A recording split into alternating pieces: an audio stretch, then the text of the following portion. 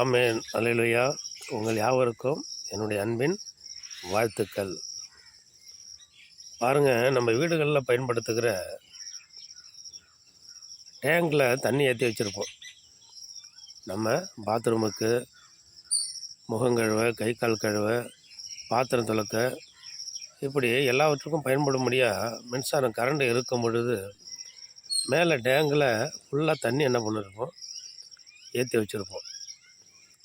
ஃபுல்லாக அந்த டேங்கில் ஃபுல்லாக தண்ணி இருந்தால் அதை திறக்கிற பொழுது ஸ்பீடாக தண்ணி வரும்.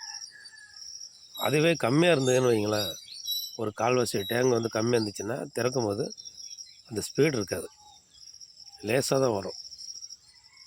ஏன்னா அந்த டேங்கில் அந்த பாத்திரத்தில் ஃபுல்லாக நிரப்பப்பட்டு இருக்கிறதுனால அதில் வேகம் காணப்படுகிறது, ஸ்பீடு காணப்படுகிறது, அதில் சீக்கிரமாய் தண்ணி வருகிறது.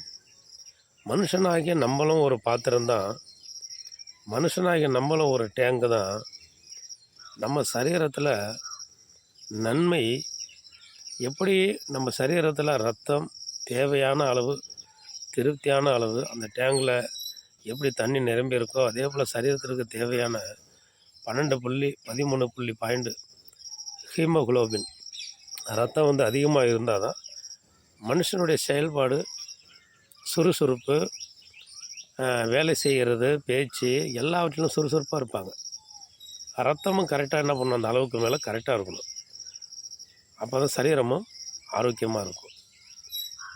அதே போல் ஆண்டவருடைய வசனமும், ஆண்டவருடைய பிரசன்னமும், ஆண்டவருடைய கிருபை வரங்களும் நம்மளிடத்தில், தேவனிடத்தில் கேட்டு பெற்றுக்கொண்டு அதையும் நம்ம நிரப்பி வைத்திருக்கணும். உள்ளத்தின் நிறைவினால் வாய் பேசும். வசனம் இருதயத்தில் இருந்தால் நம்ம யாரிடத்தில் பேசும்போதாவது ஏதாகிலும் அவர்கள் சொல்லும் பொழுது நம்ம அவங்களுக்கு வசனத்தை உதாரணமாக நம்ம சொல்லுவோம். அப்போ உள்ளம் எதனால் நிரம்பி இருக்கிறது, அந்த வசனத்தினால் நிரம்பி இருக்கணும்.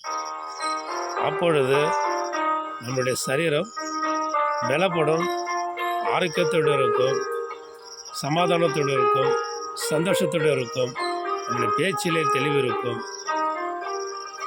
ஒவ்வொரு நாளும் நம்மளுடைய பேச்சை பிறரும் என்ன பண்ணுவாங்க, காது கொடுத்து கேட்பார்கள். நம்ம அப்படியாக நிரப்பப்பட்டவர்களாய், வசனத்தை நிரப்பப்பட்டவர்களாய் இருப்போம். ஆமென். அல்லேலூயா. ஆமென்.